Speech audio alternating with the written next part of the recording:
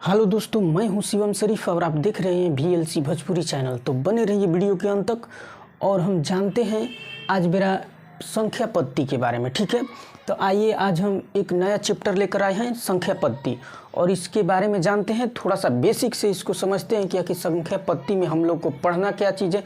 जो बेसिक है वो चीज़ आज की वीडियो में हम क्लियर करवा दे रहे हैं। ठीक है, हो सकता है तो 2-4 गो क्वेश्चन 10 गो करवा देंगे। तो बने रहिए वीडियो में। देखिए संख्या पद्धति, आइए पढ़ते हैं। देखिए संख्या पद्धति में जो है, अगर समझिए, पहले बेसिक से बता रहे हैं कि संख्या पद्धति में सबसे पहले ये समझना होता है कि प्रकृत संख्या किसे कहते हैं। प्रकृत संख्या, आखिर संख्या पद्धति पढ़ रहे हैं, इसके बारे में कुछ तो जानकारी होना चाहिए ना। तो प्रकृत संख्या एकदम ध्यान से देखिएगा। आइए, प्रकृत संख्या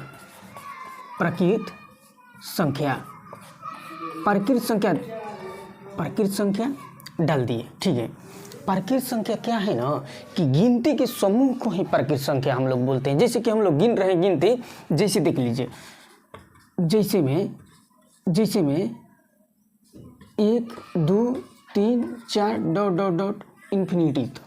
ठीक है, अनंत तक, यानी कि हम लोग 1 से लेकर जितना तक गिन सकते हैं वो सब कहाँ आएगा, प्रकृत संख्या में आएगा। ठीक है, कि हम लोग 1 से लेकर इन्फिनिटी तक यानी कि अनंत तक गिन सकते हैं या जितना तक सोच सकते हैं वो सब कहाँ में आएगा, तो प्रकृत संख्या में आएगा। समझ लिए फिर से। प्रकृत संख्या किसे कहते हैं, तो गिनती के समूह को ही हम लोग प्रकृत संख्या कहते हैं। अच्छा ठीक है, गिनती के समूह को हम भी मान ले रहे हैं कि प्रकृत संख्या कहते हैं। तो ये आप बताइए कि पूर्ण संख्या किसे कहते हैं। पूर्ण संख्या किसे कहते हैं। पूर्ण संख्या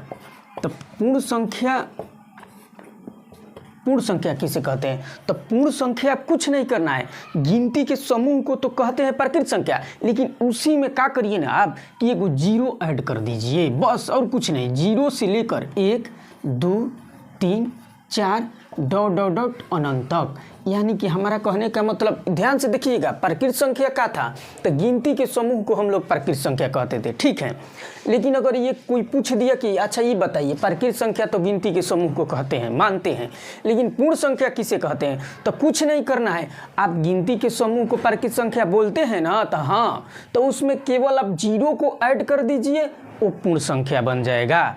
चलिए ठीक है, जान गए प्रकृत संख्या पूर्ण संख्या दोनों जान गए। तो एक और समझिए, अगर कह देगा कि वास्तविक संख्या किसे कहते हैं। वास्तविक संख्या आप जिसका मान संभव हो, कुछ भी सोचिए आप, जिसका मान यानी कि माइनस से लेकर, जैसे माइनस अनंत से लेकर -2 -1 0 1 2 3 डॉट अनंत तक। हमारा कहने का मतलब ये है कि प्लस यानी कि माइनस इन्फिनिटी से लेकर प्लस इन्फिनिटी तक को ही वास्तविक संख्या बोलते हैं। तो कोई पूछ देगा, कहेगा कि अच्छा ठीक है, आप तो बता दिए कि माइनस से लेकर प्लस तक कुछ भी हम लिखेंगे तो आ जाएगा वास्तविक संख्या में। जैसे देखिए, जैसे हम कुछ भी लिखेंगे, जैसे लिख दिए कि माइनस, ही बताइए कि 10 वास्तविक संख्या है, तो हाँ, खाली 10 है तो इहो है, मतलब कि कुछ माइनस में लिखे चाहे प्लस में, लेकिन ये आप बताइए कि क्या ये √2 वास्तविक संख्या में आएगा, तो हाँ, √2 वास्तविक संख्या में आएगा। क्या √4 वास्तविक संख्या में आएगा, तो हाँ, 4 भी आएगा, 3 भी आएगा, कुछ भी आप सोचिए जितना। अच्छा मान जाइए कि 0.1 2 3 ये क्या वास्तविक संख्या में आएगा, तो हाँ आएगा वास्तविक। आप जितना सोच सकते हैं कुछ भी सोचिए, माइनस में सोचिए, बटा में सोचिए या रूट में सोचिए, सबका में घुसेगा। तो ये घुसेगा वास्तविक संख्या में। ठीक है, वास्तविक संख्या के बारे में हम बता दिए। अब ये आप बता दीजिए हमको कि परिमेय संख्या किसे कहते हैं। परिमेय संख्या, एकदम ध्यान से देखते रहिएगा वीडियो, एकदम बनल रहिए वीडियो में, सब क्लियर हो जाएगा, कहीं जाने की ज़रूरत नहीं है, सब खाली सुनत रहिए चुपचाप, एकदम समझ में आएगा, सारा चीज़ समझ में आएगा। परिमेय संख्या किसे कहते हैं, तो देखिए ध्यान से सुनिए हमारी बातों को।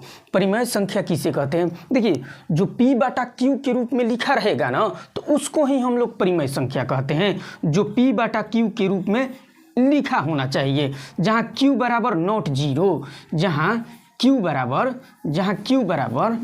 जहाँ q बराबर नॉट जीरो, यानी कि हमारा कहने का मतलब कि बाटा में जीरो ना होके के चाहिए, जीरो छोड़ा के कुछो होके।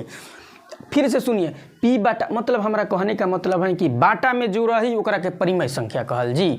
ठीक है, p बाई क्यू के जहाँ q बराबर नॉट जीरो, यहाँ जीरो नहीं होना चाहिए। जैसे अब देखिए, जैसे कहेंगे कि ई बताइए, आप उदाहरण से समझिए, उदाहरण से समझिए, ज़्यादा समझ में आएगा। जैसे कहेंगे कि ई बताइए आप का 4 ई जो है परिमेय संख्या हैं, तो हाँ 4 परिमेय संख्या हैं, लेकिन आप तो बोले कि बाटा में होना चाहिए, मैं बाटा में कहाँ है? अरे बबुआ, बाटा में एक छिपल रहता है, ठीक ना, बाटा में एक छिपल रहता है, इसलिए 4/1 की परिमेय संख्या में गिनती में होगा। जैसे कि अब कुछ लिखेंगे, जैसे अंक जैसे 5 रहेगा, 6 रहेगा, तो इस सब परिमेय संख्या में आएगा, कैसे कि बाटा में एक छिपल रहता है। ऐसे तो अगर कोई साधारण दे देगा, ऐसे बाटा में लगा के 22/2 चाहे मतलब 5/4, तो ये तो बाटा में है, तो असही लोग समझ जाएगा कि ये तो परिमेय संख्या है, सर बोले हैं कि बाटा में रहेगा उसको परिमेय संख्या बोलते हैं। अब बताइए कि क्या √3 जो है ये परिमेय संख्या है?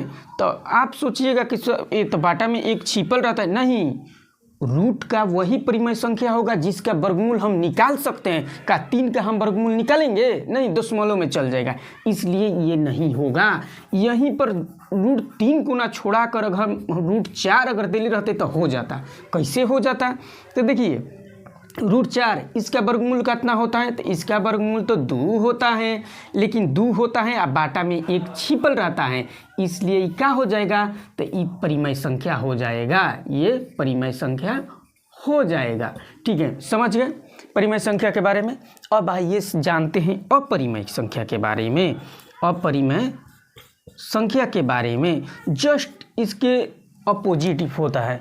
देखिए, क्या कहने का मतलब है, जस्ट इसके उल्टा, यानी कि जो p/q के रूप में लिखा रहेगा उसको परिमेय संख्या, और जो p/q के रूप में नहीं लिखा रहेगा उसको अपरिमेय संख्या।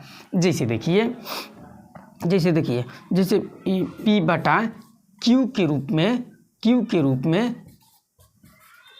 रूप है ये, q के रूप में नहीं लिखा हो, नहीं लिखा हो, यानी p/q के रूप में नहीं जो लिखा जा सकता है उसे हम लोग अपरिमेय संख्या कहते हैं। जैसे देखिए, उदाहरण से समझिए, ज़्यादा क्लियर होगा। जैसे एगो नोट में लिख दीजिएगा कि पाई भी देता है, पाई पहले काहे लिए डाल दिए कि याद कर लीजिएगा, कोनो एग्जाम वगैरह में ये पूछता है ज़्यादा, इसलिए पाई एक अपरिमेय संख्या है। देखिए फिर से सुनिए, पाई एक अपरिमेय संख्या है, पाई एक अपरिमेय संख्या है, पाई एक अपरिमेय संख्या है। तो पाई को पहले हम डाल दिए कि ज़्यादा पूछता है, तो पाई अपरिमेय संख्या है। अब बाकी देखिए, जैसे कि रूट में रहेगा, रूट में रहेगा, लेकिन कहाँ रहेगा कि इसका जिसका वर्गमूल ना निकले। जैसे कि अब √3 का वर्गमूल निकलेगा, नहीं निकलेगा, तो उसको कहाँ डालेंगे? अपरिमेय संख्या में। फिर कहेंगे कि अच्छा ये बताइए कि √7 का वर्गमूल निकलेगा, नहीं निकलेगा, तो इसको डालिए कहाँ? अपरिमेय संख्या में। √5 का वर्गमूल निकलेगा, नहीं निकलेगा, तो इसको डालिए कहाँ? अपरिमेय संख्या में। चलिए ठीक है, परिमेय संख्या अपरिमेय संख्या इतना बता दिए, इसको मिटा रहे हैं, जस्ट इसके आगे बता रहे हैं। ठीक है, चलिए इसको मिटा रहे हैं। चलिए बोर्ड को फिर से मिटा दिए। अब आइए जानते हैं क्या। देखिए, चलिए देखिए, अगर पूछेगा अब पूछेगा कि बताइए कि सम संख्या किसे कहते हैं? सम संख्या, सम संख्या के बारे में समझ जाइए, सम संख्या के बारे में समझ जाइए। तो सम संख्या के बारे में जानिए, कुछ नहीं करना है, सम संख्या के बारे में कुछ नहीं करना है, केवल सम संख्या पूछा है ना, कि सम संख्या हम लोग किसे कहते हैं? जिसमें 2 से भाग लग जाए, जो 2 से पूरा कट जाए उसे हम लोग क्या कहेंगे? सम संख्या कहेंगे। जिसमें कोनो भी अंक है जिसमें 2 से भागा लग जाएगा उसको हम लोग क्या कहेंगे? सम संख्या कहेंगे। अच्छा ये बताइए, सम संख्या के बता दिए कि 2 से भागा मारे गए और वो कट जाएगा तो कहेंगे कि सम संख्या है। तो बताइए कि विषम संख्या तब किसे कहते हैं? विषम संख्या, विषम संख्या। तो विषम संख्या देखिए, कहने का मतलब है जस्ट इसके उल्टा, सम संख्या में 2 से भागा मारेंगे तो सम संख्या हो जाएगा जो कटेगा, और जौना में 2 से भागा जैसे कट जाएगा तो कहेंगे कि सम संख्या है। आज फिर भागा मारेंगे, दुए से भागा मारेंगे, लेकिन क्या होगा कि नहीं कटेगा, नहीं कटेगा तो उसको क्या कहेंगे, विषम संख्या कहेंगे। बस कुछ नहीं, कोई भी अंक में दो से भागा लग जाएगा तो उसको सम संख्या बोलेंगे, और जिसमें दो से भागा नहीं लगेगा उसको हम विषम संख्या बोलते हैं। जैसे उदाहरण के लिए, जैसे देखिए, जैसे समझिए, जैसे देखिए कहेंगे कि दो का सम संख्या है, तो हाँ दो सम संख्या है। क्या 4 सम संख्या है? हाँ 4 भी है सम संख्या। क्या ये 10 सम संख्या है? हाँ 10 भी है सम संख्या। हमारा कहने का मतलब जो 2 से कट जाए कितना ही अंक हो, लिखेंगे कि 432 क्या है, सम संख्या है, तो हाँ सम संख्या है। क्या है सम संख्या है? तो सम संख्या के मतलब ही होता है 2 से भागा लग जाएगा, उसको हम लोग सम संख्या बोलते हैं। तो अच्छा ये बताइए, सम संख्या के बारे में हम तो जान गए। अब कोनो भी अंक देगा उसमें हम 2 से भागा मारेंगे, अगर कट जाएगा तो हम कहेंगे कि वो सम संख्या है। तो विषम संख्या केकरा कहेंगे? तो बबुआ विषम संख्या देख लीजिए। विषम संख्या कहने का मतलब है ना कि कोनो अंक देइए, इसमें 2 से भागा मारे, तो 2 से भागा मारे तो 1.1 क्या हो जाएगा, 5 हो जाएगा। हमारा कहने का मतलब भागा लगेगा, शेष बच जाएगा। हमारा कहने का मतलब शेष बच जाएगा। जिसमें भागा नहीं लगे, 2 से इसमें भागा मारेंगे तो पूरा पूरा कटेगा, जो पूरा पूरा नहीं कटेगा तो कहेंगे कि क्या है, तो ये विषम संख्या है। जौना में अब 2 से भागा मारेंगे नहीं कटेगा, ये विषम संख्या हो गया। 5 विषम संख्या, 7 विषम संख्या है ना, 9 विषम संख्या। ठीक है, मतलब 2 से भागा जौना में नहीं लगेगा, 2 से जौना में भाग नहीं लगेगा उसे हम क्या कहेंगे, विषम संख्या कहेंगे। दोनों क्लियर हो गया। 2 से भागा लगेगा सम संख्या, और जौना में 2 से भागा नहीं लगेगा विषम संख्या बोल देंगे। क्लियर हुआ दूगो। अब भाई आगे बढ़ते हैं, आगे बढ़ते हैं। अगर कह देगा कि अच्छा ये बताइए, ठीक है सम विषम के बारे में हम समझ गए, अब ये बताइए कि अभाज्य संख्या किसे कहते हैं? अभाज्य संख्या, अभाज्य संख्या, अभाज्य संख्या केकरा बोला जाता है? तो अभाज्य संख्या के बारे में समझ लीजिए। अभाज्य संख्या के बारे में समझिए। हमारा कहने का मतलब ये है ना कि अभाज्य संख्या हम लोग उसको बोलेंगे कि जिसका अगर तोड़ा जाएगा ना, केवल 2 गो ही उसका गुणनखंड होगा। जैसे कि देखिए, अब हम कहेंगे कि का एक अभाज्य संख्या है, एक ही अभाज्य संख्या है। अच्छा ये बताइए, एक को 2 गो में तोड़ दिया, कभी 2 गो में टूटेगा? ये तो एक है तो एक ही में ना टूटेगा। हमारा कहने का मतलब है कि 2 गो तोड़ना होगा। जैसे कि ये भी सवाल पूछता है कि ये बताइए कि सबसे छोटा अभाज्य संख्या कौन है? तो सबसे छोटा अभाज्य संख्या 2 है, 2 होता है। तो सर आप तो बोले हैं कि 2 तो इस तो सम संख्या है, कैसे कि 2 से भागा लग जाएगा, तो ये अभाज्य कैसे बता रहे हैं आप? ये तो गलती बता रहे हैं का? तो नहीं, गलती नहीं। जिसका 2 गो गुणनखंड होगा, जैसे इसको तोड़ेंगे तो इसको तोड़ेंगे, जिसको तोड़ेंगे तो एक में 1 से भी कट जाएगा, 2 से भी कट जाएगा। 2 गो गुणनखंड होगा। देखिए 1 से भागा मारेंगे तो 2 बार में कटेगा ना जी, और 2 से भागा मारेंगे तो 2 एक बार में कट जाएगा। यानी कि जिसका 2 गो गुणनखंड हो उसी को हम लोग अभाज्य संख्या बोलते हैं। जिसका 2 गो तोड़ेंगे तो केवल 2 गो होना चाहिए। जैसे और आगे समझिए, जैसे हम कहेंगे कि ठीक है ये तो हो गया, क्या 3 अभाज्य संख्या है? तो हाँ अभाज्य संख्या का है, अभाज्य संख्या है तो ये तो 1 से कटेगा, फिर 3 से कटेगा, बाकी कुछ कोनो से कटेगा? कोई से नहीं कटेगा। तो कहेंगे कि हाँ इहो हो जाएगा अभाज्य संख्या। ये होगा, ये होगा। 5 अभाज्य संख्या होगा? तो हाँ होगा। काहे होगा? तो ए से होगा कि इसको भी तोड़ेंगे तो 1 5 में टूटेगा, 1 से कटेगा, आप 5 से कटेगा। मतलब हमारा कहने का मतलब भी है, एक लाइन में सुन लीजिए, कि जिसका केवल 2 गो गुणनखंड हो, या एक से खुद स्वयं से कटे, 1 से खुद अपने आप से कटेगा, उसको हम अभाज्य संख्या बोलेंगे। फिर से एक बार सुनिए, कोई भी आदमी संख्या देकर पूछेगा कि क्या ये अभाज्य संख्या है, तो अभाज्य संख्या का मतलब ही होता है कि वो 1 से कटे और खुद अपने आप से कटे, उसी को हम लोग क्या बोलेंगे? अभाज्य संख्या बोलेंगे। चलिए ठीक है, अभाज्य संख्या के बारे में हम बता दिए। अब कोई कुछ हो दे, अब भुलवाने के लिए कोई दे देगा 9 की अभाज्य संख्या है, तो ये बताइए ठीक है हम मान लेते हैं 9 अभाज्य संख्या है, 1 से कटेगा, 9 से कटेगा, अब बीच में 3 से नहीं कट जाएगा, तो ये अभाज्य संख्या कहाँ ले हुआ? इसलिए ये बात ध्यान में आप लोग को रखना है कि केवल 2 गो से कटना चाहिए। 3 गो बीच रहा है, 3 का लिए बीच में घुस गया, तो 3 जो भी बीच में घुस गया, चाहे 2 घुसेगा चाहे कुछ घुसेगा, तो वो अभाज्य संख्या होइबे नहीं करेगा। इसलिए 9 अभाज्य संख्या नहीं है। यही बात आपको बार बार ध्यान में रखना है कि केवल 2 गो से ही कटना चाहिए, 1 से खुद अपने आप से, उसको हम लोग अभाज्य संख्या बोलते हैं। अब चलिए आगे बढ़ रहे हैं, सह अभाज्य संख्या, सह अभाज्य संख्या, सहअभाज्य संख्या के बारे में समझ लीजिए थोड़ा सा। को प्राइम नंबर इसको बोला जाता है। सहअभाज्य संख्या के बारे में समझ लीजिए।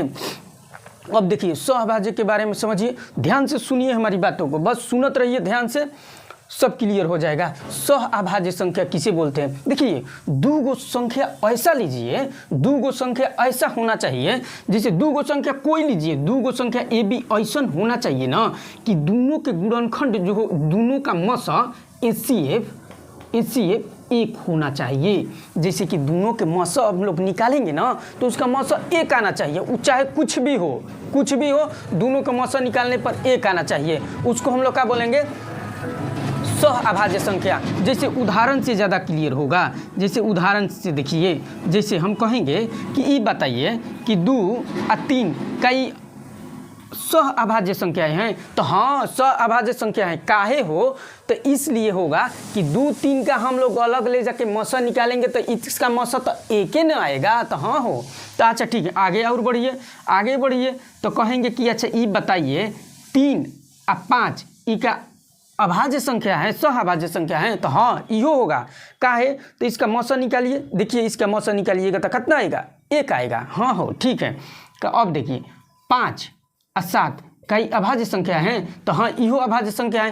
क्या है मतलब? हमारा कहने का मतलब, एक लाइन में सुनिए, हम लोग मौसा निकालेंगे, दो गो ऐसा संख्या होना चाहिए, दो गो ऐसा संख्या होना चाहिए, दो ऐसा संख्या होना चाहिए, दो गो कि जिसका मौसा निकालने पर एक आएगा, उसको सहअभाज्य संख्या बोला जाएगा।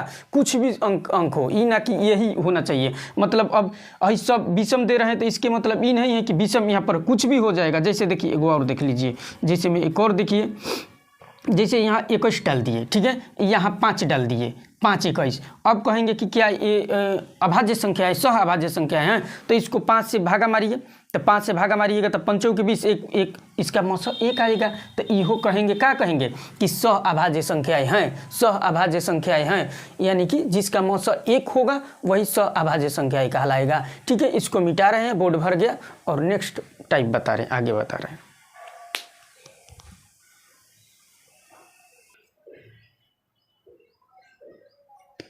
चलिए मिटा दिए बोर्ड को।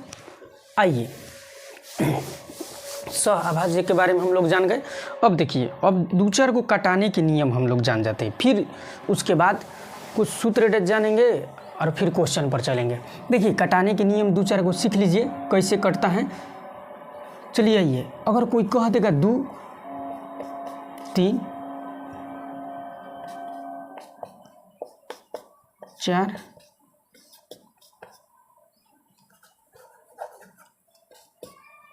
5 6 7 8 9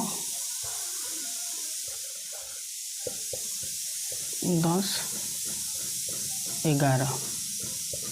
चलिए देखिए कटाने के नियम हम बता दे रहे हैं एक बार सारा 11 तक। जो कोई अगर कोई पूछेगा कि 2 से कटाने का नियम आप बताइए, तो 2 से कटाने का नियम, तो 2 से कटाने का नियम समझिए कि जिसके इकाई स्थान पर, जिसके हिजा लिख दे रहे हैं, थोड़ा सा अच्छा रहेगा, जिसके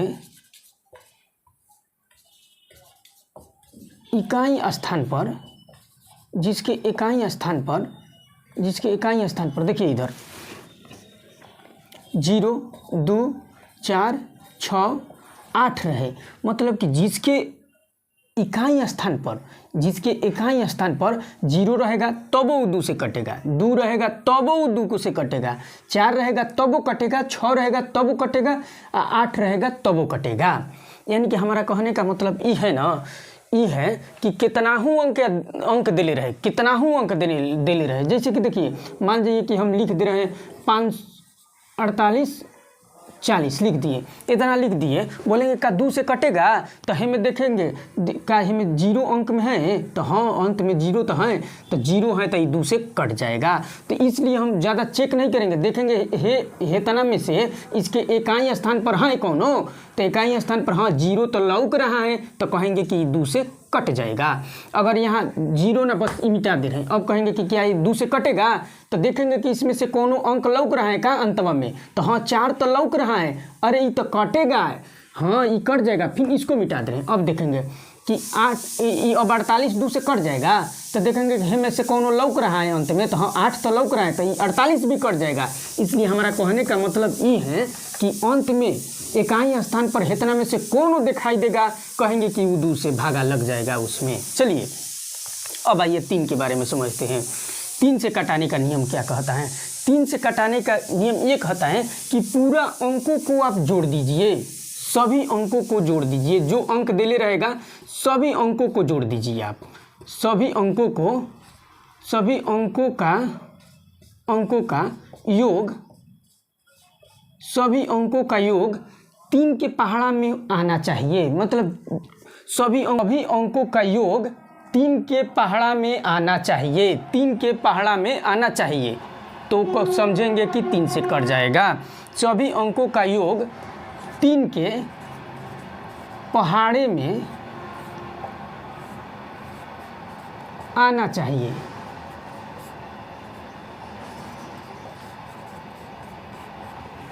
सभी अंकों का योग 3 के पहाड़े में आना चाहिए। जैसे अंकवा का टोटल जोड़ेंगे ना तो वो 3 के पहाड़ा में आना चाहिए, तो कहेंगे कि वो 3 से कट जाएगा। 4 से आइए समझते हैं 4 से कटाने का नियम। 4 से कटाने का नियम ये कहता है कि आप पूरा में भागा मत मारिए, आप पूरा में भागा मत मारिए, केवल दहाई अंक तक मार दीजिए। देखिए 2 अंकों में जैसे हम कहेंगे ना दहाई इकाई दहाई तो समझ में आ रहा होगा कि जैसे देखिए 400 ये 20 हैं, कहेंगे कि बताइए कि 4 से कटेगा, तो हमारा कहने का मतलब है ना कि दहाई तक अंकों में खाली मारना है। जैसे इकाई हो गया, ये दहाई हो गया, केवल इतना में मारिए आप। क्या 4 से 20 नहीं कटेगा, तो 4 से 20 कट जाएगा, तो कहेंगे कि 420 भी तब 4 से कट जाएगा। कितना हूँ अंक हम देंगे, जैसे देखिए जैसे बड़ा दे रहे हैं 4 5 6 9 3 0 2 4। अब कहेंगे कि बताइए 4 से कट जाएगा, खाली केवल टिक मारना है आपको, 4 से कट जाएगा, तो 4 से तो भागा देने में बहुत समय लगेगा। इसलिए हम 4 से क्या करेंगे ना, अंत में 2 गो अंकवा में खाली भागा मारेंगे। देखिए अंत में 2 गो में भागा मारेंगे, वो 4 से कट जाएगा, तो कहेंगे कि 4 से पूरा संख्या कट जाएगा। जौन खाली 2 गो अंकवा में जो है ना वो कटेगा, तो कहेंगे कि पूरा कट जाएगा 4 से। ठीक है, जस्ट इसके उल्टा ये 8 में। 8 में क्या होता है कि अंत में 3 अंकों में भागा मारना है, 3 अंकों में भागा मारना है। ठीक है, यहाँ पर क्या था कि यहाँ 2 अंकों में मार रहे थे, 2 अंकों में मार रहे थे, 2 अंकों में, लेकिन यहाँ 3 अंकों में भागा मारेंगे। जैसे देखिए, जैसे उदाहरण के लिए समझिए, जैसे कहेंगे कि 512 तो ये तो 3 गो अंक, ये तो स्वयं हो गया 3 गो अंक, तो 3 गो अंक में ये तो बोले हैं कि 3 गो अंक में मारना ही है, 3 गो अंक हो गया। अगर ज़्यादा देगा, जैसे अब देखिए यही दे देगा यहाँ पर, जैसे 9 6 4 5 यहीं पर दे देता 1 2, तो कहेंगे कि अब बताइए कि क्या ये 8 से कट जाएगा, तो 8 से हमने अंक बढ़ा दे रहे हैं, 8 6 इतना है। यानी कि अब कहेंगे कि ये बताइए कि 8 से ये संख्या कट जाएगा, तो हमको क्या करना है, हम बोले हैं कि 4 में केवल अंत में जाइएगा, 2 गो अंकवा में भागा मारिएगा, अगर वो कट जाएगा तो कहेंगे कि पूरा संख्या 4 से कट जाएगा हो, तो वो सही 8 में क्या कहेंगे, 8 में कहेंगे कि इसमें 2 में भागा मार रहे थे 2 गो अंक में, 8 में कहेंगे कि 3 गो अंक में जाइए, 3 गो अंक, और शुरू से गिनिए 1 2 3, यानी कि यहाँ तक ही केवल भागा मारना है। अगर ये 8 से कट जाएगा तो कहेंगे कि पूरा 8 से कट जाएगा। चलिए 2 गो क्लियर हो गया। आइए 6 में जानते हैं, नहीं 5 बच गया है, तो 5 में एगो याद रखने वाला चीज़ है, नोट में इसको लिख लीजिए। नोट में का खाली बस अंत में, संख्या के अंत में जो अंक रहेगा, संख्या के अंत में क्या आना चाहिए, 0 और 5 रहेगा, तो कहेंगे कि वो संख्या 5 से कट जाएगा। हमारा कहने का मतलब ये है, आप कितना हूँ संख्या दीजिए ना, जैसे कि 4 2 9 6, अंतवा में देखेंगे कि 0 जहाँ डालेंगे, जो 0 डाले लो ये तो 5 से कट जाएगा। 5 का नियम ही होता है कि अंत में अगर 0 रहेगा चाहे 5 रहेगा तो वो संख्या 5 से कट जाएगा। जैसे अब देखिए, जैसे गौर देखिए 6 9 3 5 4 6 अब 5 है जो डाले, ये तो 5 डाल दिए हैं हमें के, तो ये 5 से ऐसा ही कट जाएगा। अंत में जहाँ 0 लौकेगा अब 5 लौकेगा, तो वो कहेंगे संख्या की 5 से कट जाएगा। अब आइए 6 से जानते हैं, तो 6 से जानते हैं, तो 6 से ये तो देख रहे हैं ना कि 2 गो मिलकर बना है 6, कौन कौन हो, तो 2 मिलकर बना है और 3, यानी कि दोनों के गुणनफल को ही 6 ना बोलते हैं, तबे ना 3 दूनी के 6 आएगा, गुणा करेंगे तबे ना। तो देखिए हमारा कहने का मतलब 2 से 2 से भी कटना चाहिए और 3 से भी कटना चाहिए।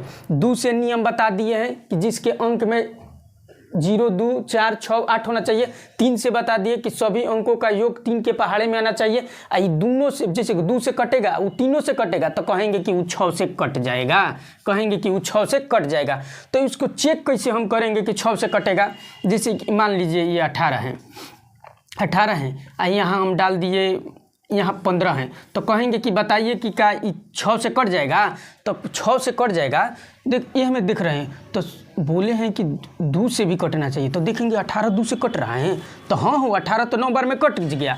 अब कहेंगे कि 3 से, अब देखेंगे 3 से कटेगा, तो 3 6 18, हाँ कट गया, तो कहेंगे कि तो 6 से कट जाएगा हो, तो हाँ। अब 15 को चेक कर रहे हैं, 15 को देखिए, 15 को क्या बोले हैं कि 2 से चेक कर रहे हैं, 2 3 से, तो 3 से चेक करेंगे तो कट गया, 3 5 15, और 2 से भागा मारेंगे तो 2 से कटेगा, तो नहीं, तो कहेंगे कि 3 से नहीं कटेगा, 6 से नहीं कटेगा, 6 से वही संख्या कटेगा जो 2 से कटेगा, 3 से कटेगा, वही संख्या 6 से कटेगा। क्लियर? क्लियर। चलिए देखिए, अब 7 से कटाने का नियम यही होता है। 7 से कटाने का नियम, जैसे देखिए, जैसे 7 से कटाने का नियम खाली एगो थोड़ा सा याद कर लीजिए। 7 से जैसे 8 8 दे दिए हम, 8 8 आपको 4 2 दे दिए, ठीक है, 8 8 2 दे दिए, तो 8 8 2 दे दीजिए हम। कहेंगे कि बताइए कि 7 से वो संख्या कटेगा? तो 7 से कटने का नियम ये होता है कि जो संख्या है ना, संख्या जो है इसका जो है इकाई अंकवा को डबल आप कर दीजिए। इकाई अंकवा को क्या करिए आप? डबल कर दीजिए। तो इकाई अंक डबल करेंगे हम, इकाई अंक डबल करेंगे, इसको मिटा लेने दीजिए थोड़ा सा।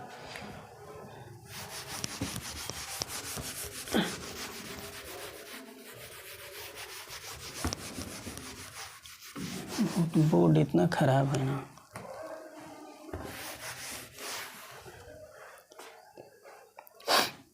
इकाई अंक कौन है? 2 है ना, तो 2 को डबल करिए, तो 2 को आप डबल करिए, तो 2 को डबल करिएगा तो क्या होगा? ये तो इन्हें खाली रह जाएगा 88, 88 रह जाएगा। इकाई अंक को डबल करिए, डबल करेंगे तो 2 दूनी के 4, अब 88 में 4 घटाइए तो कितना आएगा? 88 में 4 तो 84 न बचेगा, तो 84 बचेगा, तो 7 से भागा मारेंगे तो नहीं कट जाएगा, 7 से फिर भागा मारिए तो 7 से नहीं कट जाएगा, बरसत 84। तो कहने का मतलब ये है कि हम देखेंगे कि अंत में क्या है, तो अंत में जो अंक संख्या रहेगा, अंक रहेगा, उसको डबल करके और बाकी वाला संख्या में से घटा के चेक करेंगे 7 से मार के कि वो कट रहा है, और जब वो कट रहा है तो कहेंगे कि पूरा संख्या इस 7 से कट जाएगा। 8 से तो बता दिए। 9 का भी नियम जो होता है, 9 का भी नियम जस्ट 3 के जैसा ही होता है। सभी अंकों को आप जोड़ दीजिए, सभी अंकों का योग 9 के टेबल में होना चाहिए, 9 के टेबल में।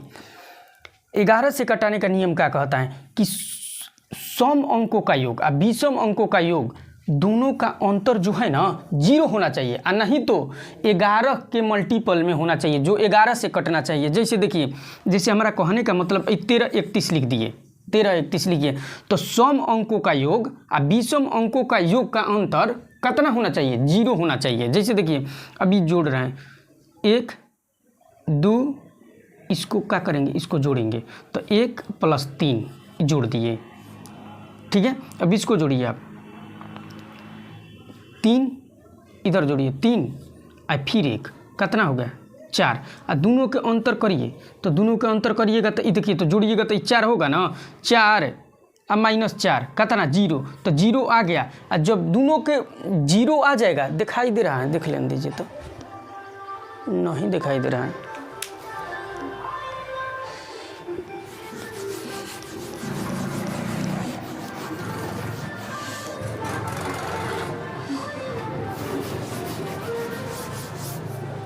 देखिए 11 से कटाने का नियम ये कहता है कि सम अंकों का योग और विषम अंकों का योग का अंतर 0 होना चाहिए, और नहीं तो 11 के पहाड़ा में होना चाहिए। जैसे देखिए उदाहरण के लिए देखिए समझिए, जैसे 13 31 हम लिख दिए, अब दोनों के जोड़ रहे हैं, एगो छोड़ के 1 है, 1 और फिर इसको छोड़ देंगे, 3 में जोड़ेंगे, 3 हो गया। अब ये वाला जो है इसमें जोड़ेंगे 3 और +1, अब क्या करेंगे कि दोनों को जोड़ दिए आ अंतर कर दिए, तो दोनों को जोड़ेंगे तो कितना होगा, ये 4 आ -4, ये तो 0 आ गया था। 0 जब वहीं आएगा तो कहेंगे का कि 0 आ गया, यानी कि ये 11 से पूरा पूरा कट जाएगा, 11 से पूरा पूरा कट जाएगा। देखिए एक और समझिए, दिखाई तो नहीं दे रहा है, इसको मिटा रहे हैं, ठीक है। 11 के नियम यही है और कुछ नहीं है, 11 से यही नियम है कि दोनों अंतर जो होगा, दोनों के सम अंकों का योग, विषम अंकों का योग, ठीक है। ये दोनों को जोड़ेंगे, इसको गैप करके जोड़ेंगे और देखेंगे कि दोनों के अंतर का 0 आया, 0 आएगा चाहे 11 के टेबल में आएगा, जिसमें 11 से भागा लग जाएगा, उसको कहेंगे कि हम लोग 11 से पूरा पूरा कट जाएगा। चलिए ठीक है, इसको मिटा रहे हैं।